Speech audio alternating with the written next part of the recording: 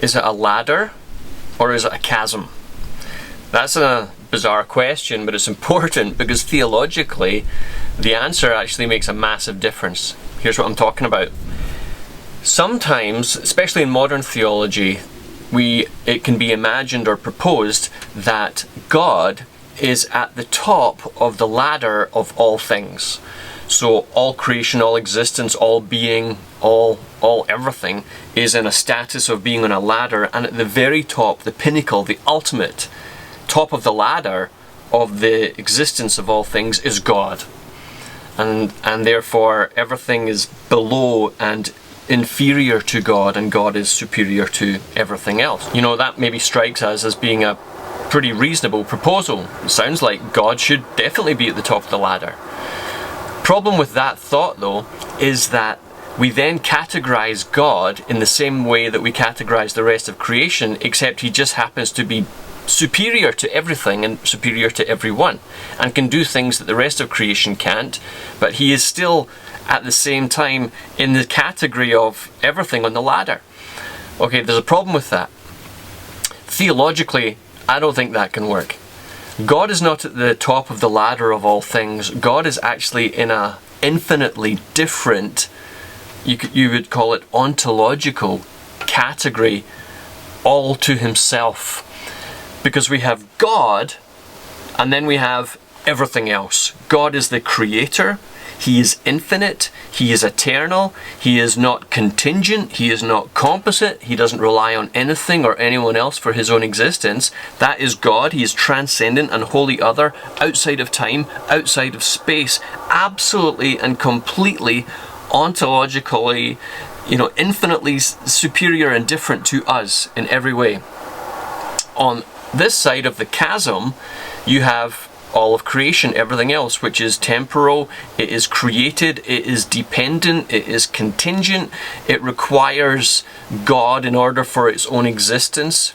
So there is this chasm which is an infinite distance between creator and created. So it's not a ladder at the top of which is God. It's actually, theologically and philosophically, there are two completely different categories, one for God all to himself and one for everything else. Now here is the miracle of Christology. Here is the stunning mystery of the Incarnation, and that is this: that Jesus, God the Son, the Christ, has somehow bridged the chasm of the eternal difference. God has crossed this chasm to become part of creation. Within the very historic body of Jesus of Nazareth, something miraculous and stunning and literally impossible to understand has happened.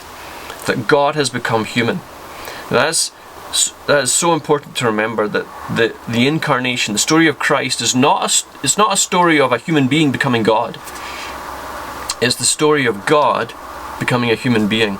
He becomes one of us, forever bridging and even closing this infinite chasm between the Creator and the created, between the eternal and the temporal, to bring those two worlds literally together within his own body, to establish something utterly new, beautiful, indestructible, glorious, and superior to everything else, which is also going to have a transformative effect on everything else that is in creation. The whole cosmos now is literally affected by the Incarnation.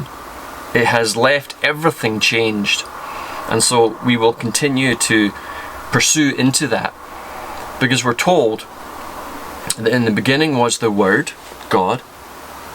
The Word was with God, the Word was God, and through the Word all things were created. So he is both God and Creator. And then we're told beautifully in John chapter 1, the Word becomes flesh. He becomes a part of this creation. Stunning. So we're going to continue to drink deeply of this truth to experience that transformative and renewing effect of the truth of God's life for us. Peace.